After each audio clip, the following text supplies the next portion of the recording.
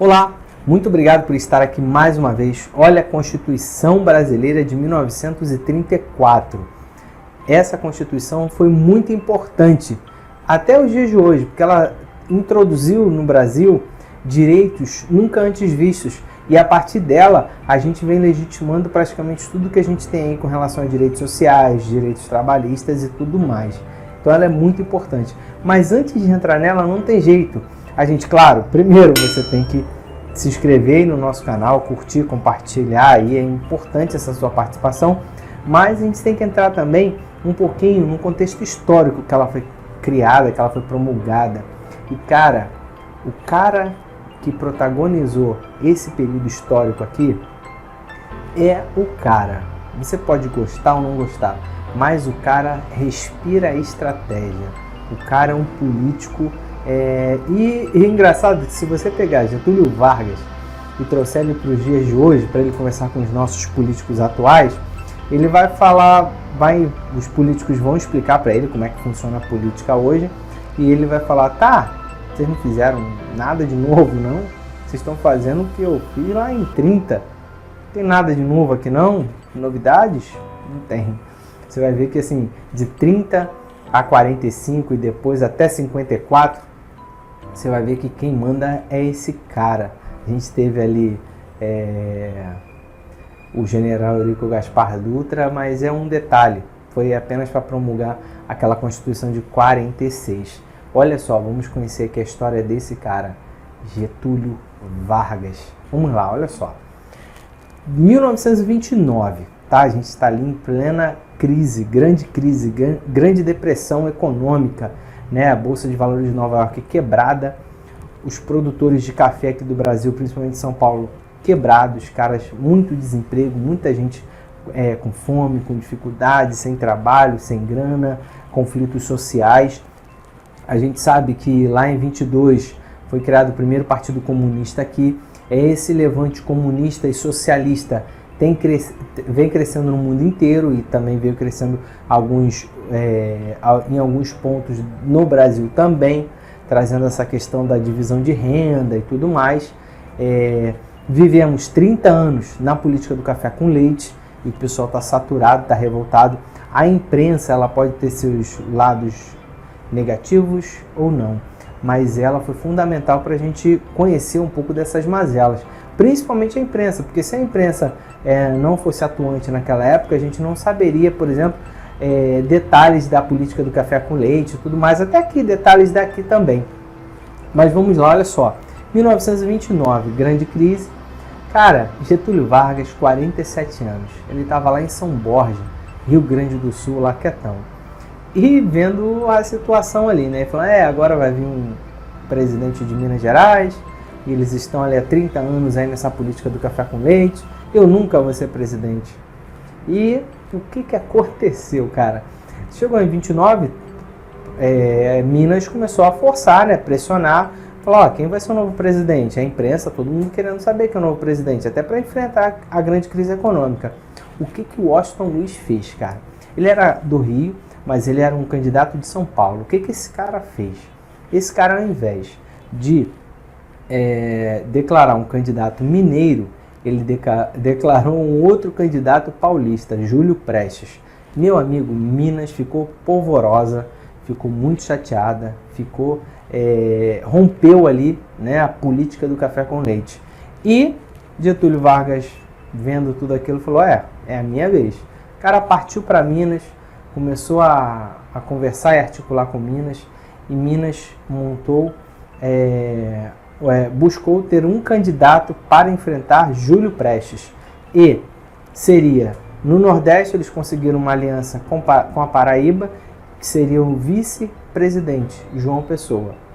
No Rio Grande do Sul, o presidente escolhido foi Getúlio Vargas. Esses caras também, cara, tiveram, empresários, industriais, classe média, os tenentistas, ex-presidentes como Arthur Bernardes, Venceslau Braz, Epitácio Pessoa e principalmente os militares. Você lembra que a gente falou aqui no último vídeo que Arthur Bernardes ele teve problema com os militares, mas olha aqui, de mãos dadas agora com os militares e com o pessoal lá de Minas. Olha aí, esses caras criaram a Aliança Liberal. Esse foi o nome que eles deram e partiram para cima de Washington Luiz com seu candidato Júlio Prestes. Eleição 1930. Quem ganhou? Júlio Prestes. Cara, foi um balde de água fria na cabeça de Getúlio Vargas e de todo mundo que estava do lado ali de Minas, porque imagina, você vai contra um governo e os caras ganham, tá? Inclusive o pessoal do Democrático, Partido Democrático de São Paulo, rompeu com o Partido Republicano Paulista e foi para o lado de Minas, de Getúlio Vargas. Só que como Getúlio Vargas perdeu, eles voltaram e fizeram lá um apoio lá, buscaram lá um carguinho lá dentro do governo do Washington Luiz. Olha que loucura! Olha o pra lá e pra cá, né? Não existe isso, gente. É o poder. A parada é o poder. E aí, o que aconteceu? Não ganharam aquela situação toda. Até Getúlio Vargas tentou conversar com o Washington Luiz. Mas os militares falaram, não, meu amigo, fica tranquilo aí que a gente vai resolver esse negócio. A gente vai tomar esse governo. E para o seu favor, né, o destino conspirou a seu favor, que o que aconteceu? João Pessoa foi assassinado.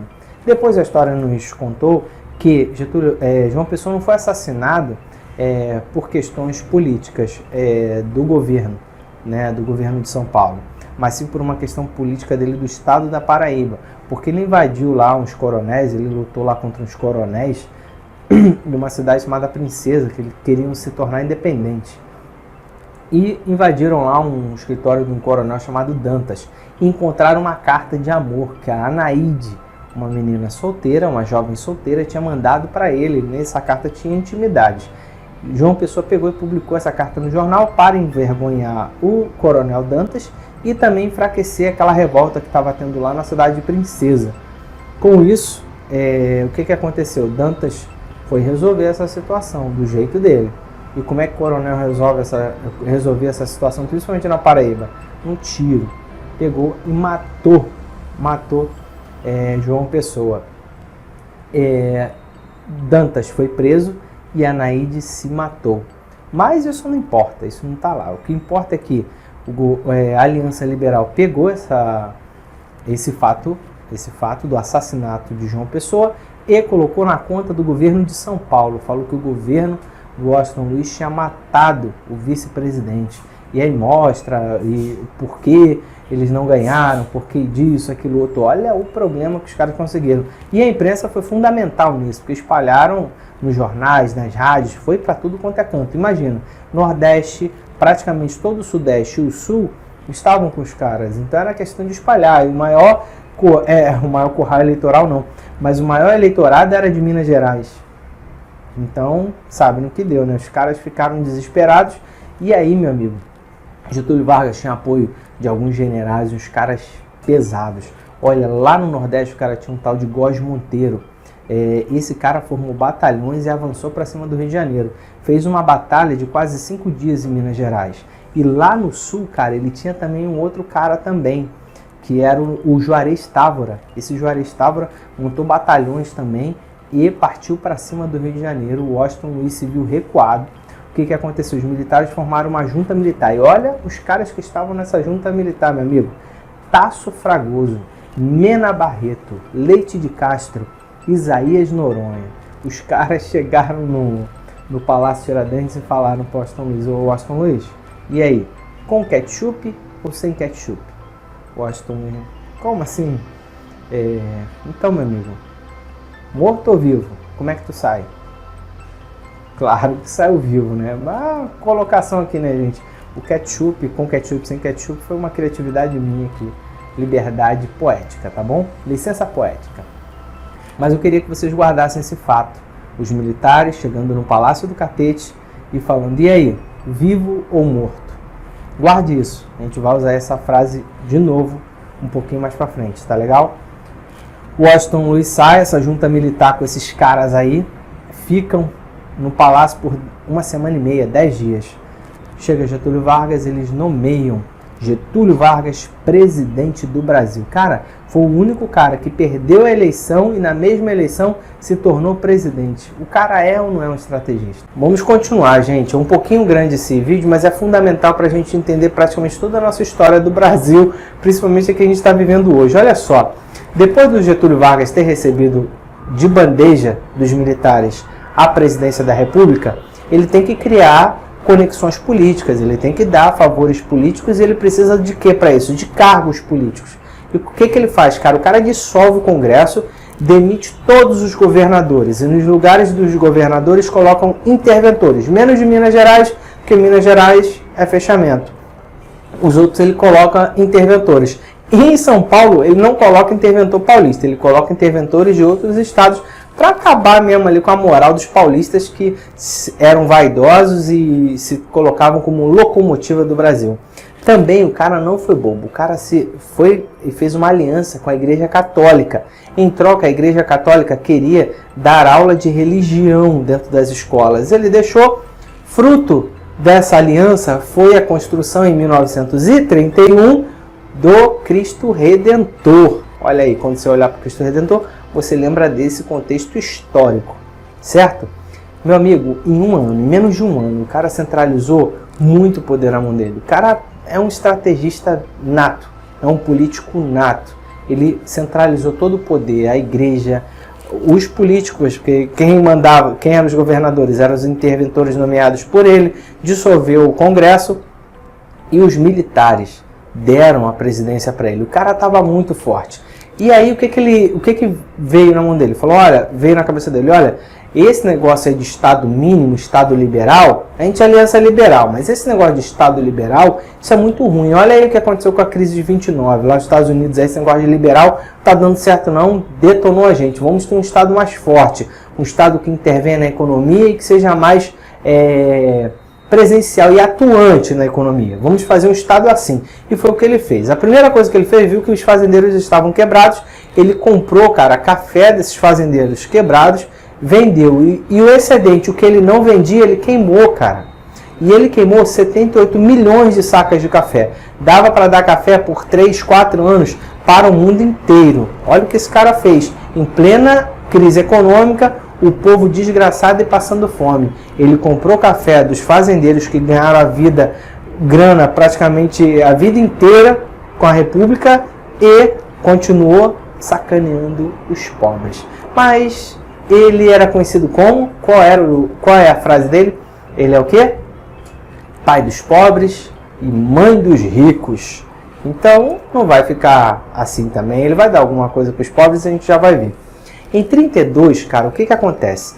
Os paulistas já estavam ali 2 anos ali, miudinhos, né? Sem participação política. Os caras eram os atores principais da política brasileira, principalmente de 1889 para cá. Como é que pode agora? A gente está aqui, somos a locomotiva do Brasil, somos a elite paulista, vaidosa, arrogante e rica. Como é que a gente não tem participação política? Olha só, vamos parar de brigar aqui dentro. Então o Partido Republicano Paulista e o Partido Democrático, eles se juntam para ir contra o governo de Getúlio Vargas. Getúlio Vargas percebe isso. E aí o que Getúlio Vargas faz? Promulga ali, publica o Código Eleitoral. Que na verdade o Código Eleitoral já era uma briga, principalmente nas mulheres paulistas e cariocas ali e tal. Tiveram alguns movimentos em outros lugares do Brasil também. Mas a luta era das mulheres. Mas quem ficou com o louro foi Getúlio Vargas, que deu o Código Eleitoral ali para tentar acalmar os paulistas. Mas não foi suficiente não. E aí o que aconteceu, cara? Olha como são as coisas. Martins Miragaia, Drauzio e Camargo, 4 estudantes paulistas. Os caras foram assassinados pelos soldados do governo de Getúlio Vargas. Os paulistas pegaram aquele fato, tá? Aquele assassinato, olha, mataram nossos estudantes e tal, e iniciaram a Revolução Constitucionalista em 1932. Olha, em 1932, julho de 1932, começou ali a Revolução Constitucionalista. Beleza, teve uma guerra, tá? 20 mil soldados do governo contra 8 mil soldados paulistas. Essa guerra durou 3 meses. E depois dos 3 meses, em outubro, os militares paulistas se assinaram a rendição. Tá? Um fato interessante, gente, que olha só, começou a guerra em 9 de julho de 1932. Santos Dumont, gente, ele era paulista e morava em São Paulo nessa época. Ele faleceu em 23 de julho de 1932. Há alguns contextos históricos, há algumas narrativas históricas dizendo que ele morreu de depressão, porque o governo Getúlio Vargas bombardeou algumas cidades e matou um monte de gente inocente. Foram muitos mortos inocentes e tem esse contexto dizendo que ele morreu de depressão. É apenas uma narrativa histórica, mas eu queria colocar aqui, Santos Dumont faleceu em 23 de julho de 1932. Vamos lá, gente. Mesmo ganhando a eleição, Getúlio Vargas ele não saiu por vitorioso, tá? Inclusive, gente, ele assinou uma carta. Ele fez a primeira carta dele a carta dele caso ele viesse a morrer, né? Então, caso ele viesse a morrer, ele iria se matar. Então, essa primeira carta ele fez em 32, cara. Ou seja, ele morreu em 54. Ele se matou em 54, mas em 32, cara, ele já tinha feito uma carta dessa, cara. Essa carta ele fez em 32 por conta dessa revolução constitucionalista. Caso São Paulo, que era um estado muito poderoso, vencesse, o cara já ia se matar. Olha que doideira, meu amigo. O cara é sinistro.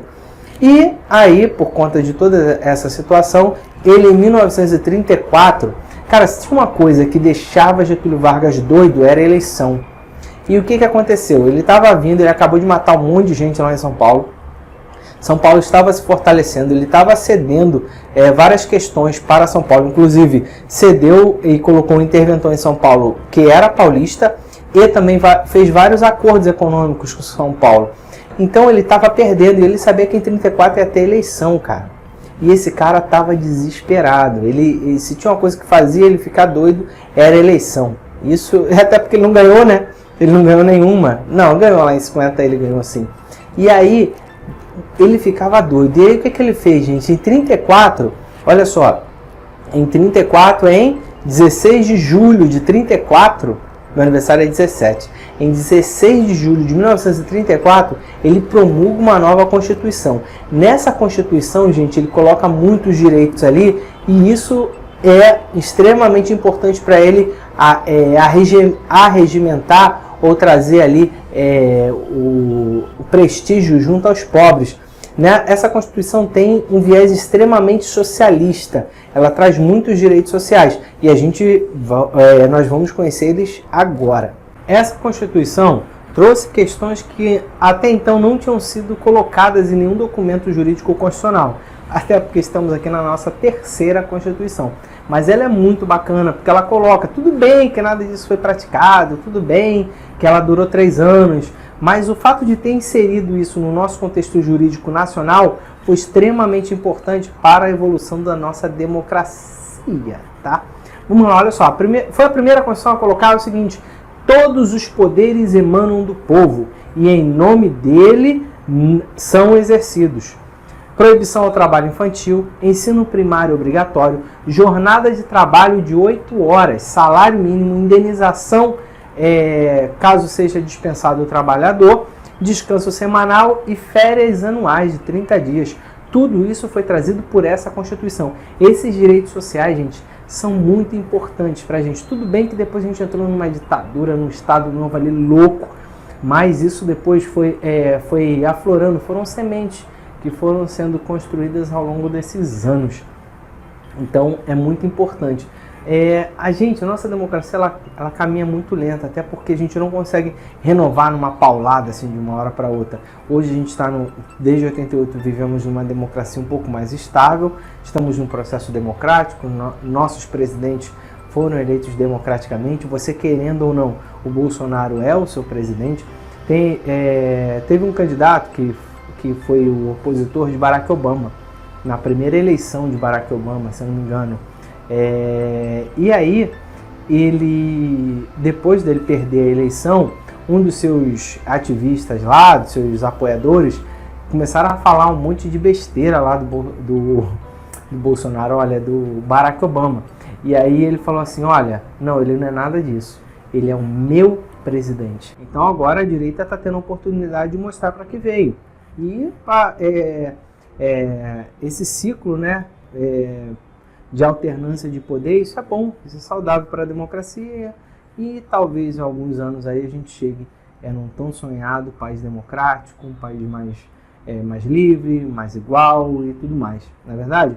Mas vamos lá, para a nossa Constituição de 1934. Olha só, o texto aqui, gente, eu vou colocando aqui, tá? Olha lá. Constituição da República dos Estados Unidos do Brasil, de 16 de julho de 1934.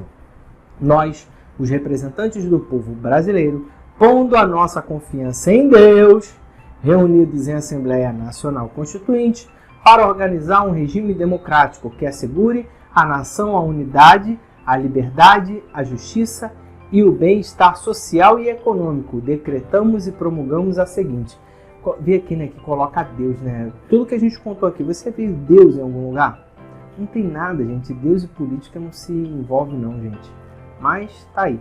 Vamos lá. Artigo 1º. A nação brasileira, constituinte pela união perpétua e indissolúvel dos estados, do Distrito Federal e dos territórios em Estados Unidos do Brasil, mantém como forma de governo sob regime representativo a República Federativa, proclamada em 15 de novembro de 1889, que a gente viu lá. Interessante, você vai ver que um cunho muito forte aqui dele dando poderes para os estados. Olha a influência da Revolução Constitucionalista. Vamos lá. Todos os poderes emanam do povo e em nome deles são exercidos. São órgãos da soberania nacional, dentro dos limites constitucionais. Os poderes legislativo, executivo e judiciário, independentes e coordenados entre si, certo? Artigo 7º. Compete privativamente aos estados. Olha aí o estado. O 8º. Também compete privativamente aos estados. Olha de novo. Ao 10º. Compete concorrentemente à União e aos estados. Olha aí, competência privativa, concorrente. Olha a força que os estados ganharam por conta da Revolução Constitucionalista. Mesmo derrotada, olha o que ela fez, né? E aí vamos lá já para o 51. Um contexto interessante que eu tenho visto aqui, uma estrutura interessante nesses textos constitucionais, que eles começam primeiro tratando dos poderes e de como é votado. Lá no finalzinho, lá no rabo, vem os direitos fundamentais. Na nossa Constituição de 88, que vem primeiro? Os direitos e garantias fundamentais. Olha a diferença aí, viu? Mas vamos lá. Presidente da República. O poder executivo é exercido pelo Presidente da República. Olha aqui a sacada dele. O período presidencial durará um quadriênio, não podendo o presidente da República ser reeleito, senão 4 anos depois de cessada a sua função, qualquer que tenha sido a duração desta. Pô, o cara pegou uma Constituição, falou, olha, eu só vou ficar 4 anos. E eu só vou poder me candidatar de novo depois de passados 4 anos fora do poder. Então os caras falam, não, tá legal, olha, Constituição social, o cara tá colocando na Constituição isso, tá tranquilo, não vai dar treta, não vai dar ruim, vai dar tudo certo. Em 38 eu tomo o poder, São Paulo pensando, não é verdade? 63, eu vou lá pro 63, olha, aí ele, lembra que eu falei que ele tinha que dar muitos cargos e tudo mais? Além de, ele criou 2 ministérios, tá? O Ministério da Indústria, do Trabalho e o Ministério da Saúde também. Então ele cria 2 ministérios e enche de gente. Ele dá lá para os governadores, dissolveu o Congresso. E aí também aqui, ó, ele cria, olha só, são órgãos do Poder Judiciário.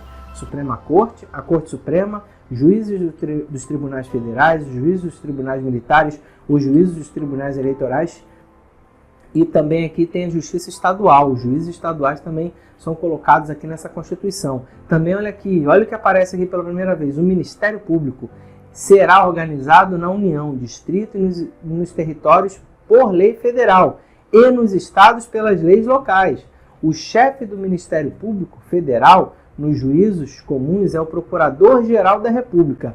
Aí eu vou colocar logo lá embaixo, olha, quando ele coloca ali, ó, sendo porém demissível ad nutum, ou seja, o presidente pode demitir sem motivação. Se o cara está investigando, se o cara está fiscalizando coisas que vão contra o interesse do governo, detona esse cara aí, não preciso dar satisfação a ninguém. Demissível ad nutum. Vamos lá, gente, artigo 109, declaração de direitos, né? Vamos ver agora os direitos políticos. Eu só queria colocar, os direitos políticos são iguaizinhos àqueles que a gente viu na Constituição de 1889, maiores de 18, aquela questão militares de praça, ou pré-executados, aqueles alunos, tudo igual, religiosos, mantém igualzinho. Mas esse 109, cara, olha só como o cara é. O alistamento e o voto são obrigatórios para os homens e para as mulheres, quando estas exerçam função pública remunerada, sob as sanções e salvas as exceções que a lei determinar. Ou seja, se é funcionário público, é obrigado a votar, não tem jeito. O alistamento e o voto é obrigatório, principalmente para esses caras aqui. Vamos lá, direitos e garantias individuais, gente. Olha, todos são iguais perante a lei. Não haverá privilégio, nem distinções por motivo de nascimento, sexo, raça, profissões próprias ou dos pais, classe social, riqueza, crenças religiosas ou ideias políticas. Nós vamos ver aqui a intentona comunista aqui no que deu. Por motivo de convicções filosóficas, olha aí, políticas ou religiosas. É inviolável a liberdade de consciência e de crença. Em qualquer assunto é livre a manifestação de pensamento. Aí no finalzinho ali, ó, a publicação de livros, ó, não será, porém, tolerada propaganda de guerra ou de processos violentos para subverter a ordem pública ou social. É aí esse pedacinho que ele utiliza para fechar o Partido Comunista. Ele fecha o Partido Comunista baseado nisso daí, porque para ele isso seria subverter a ordem política, certo? É garantida a liberdade de associação sem fim para fins lícitos. Ninguém será preso senão em flagrante delito. A lei assegurará aos acusados ampla defesa. Na intentona paulista, os caras que foram presos foram 7 mil, 4 mil foram condenados. O processo durava 30 dias e os caras só tinham 15 minutos para se defender. Olha aí, a lei assegurará aos acusados ampla defesa. 25. Não haverá foro privilegiado, nem tribunais de exceção. Mais uma vez, argumento comunista? Não, cara. Só para você ver que o que está aqui não valeu. Tanto é que já era uma outra Constituição também, porque ele mandou brasa lá na Constituição de 37. Dá-se, aí é que é interessante, que ele separe aí e coloca o mandado de segurança. Lembra que lá era a política brasileira do habeas corpus, que o habeas corpus servia para tudo? Aqui ele separa e coloca aqui que é o mandado de segurança. Olha aí, ó. Dá-se-á mandado de segurança para a defesa do direito certo e incontestável, ameaçado ou violado por ato manifestamente inconstitucional ou ilegal de qualquer autoridade. O processo será o mesmo do habeas corpus, viu? Então, olha que interessante. Depois a gente vê, aí entra a legislação do trabalho. Aí fala que, olha, que a gente já viu, né, gente? Tá aí, ó, proibição de diferença de salários entre homens e mulheres, tal, idade, sexo e o que for. Salário mínimo, trabalho diário de 8 horas, proibição de trabalho para menores de 14 anos, repouso hebdomadário, que seria semanal, férias anuais remuneradas e indenização. Aí no finalzinho aqui, ó, ele coloca segurança nacional. Isso aqui no artigo 159 é o que ele vai utilizar aí para resolver o problema dele aí com a extrema direita e com a extrema esquerda. E a gente vai ver isso no próximo vídeo. Finalizamos aqui, gente, com as disposições transitórias. Eu queria colocar isso aqui, são 2 artigos, o 15 e o 19. No 15 ele fala o seguinte: fica o governo autorizado a abrir crédito de 300 contos de réis para a ereção de um monumento ao Marechal Deodoro da Fonseca, proclamador da República. Aí eu peguei esse exemplo, olha só, essa lei número 76, de 26 de abril de 35, ela fez um crédito extraordinário de 300 contos de réis para socorrer vítimas de uma enchente, lá em Parnaíba, no estado da Paraíba, certo? Só para você ter uma ideia, os caras vão gastar 300 contos de réis em um monumento, e gastaram 300 contos de réis para ajudar vítimas lá de uma enchente. Olha aí, talvez você consiga fazer algum paralelo. 19. É concedida anistia ampla a todos quantos tenham cometido crimes políticos até a presente data. Principalmente aqui, gente, com esse artigo 39, ele liberou lá todos os tenentes que estavam presos. Lembra do tenentismo e tudo mais? Ele consegue liberar geral aqui, os militares que estavam presos por conta de não concordarem com a com a República Velha, que foram muitos presos, principalmente na época do Arthur Bernardes ali, ele consegue, com esse artigo 19, liberar geral. Olha aí mais quantos militares ele arregimenta aí e traz para o seu ciclo de poder. O cara é sinistro, não é? Espero ter conseguido contextualizar um pouco essa Constituição de 34. Continue comigo, se inscreva, curta, compartilhe. Um grande abraço e até nossos próximos vídeos. Tchau!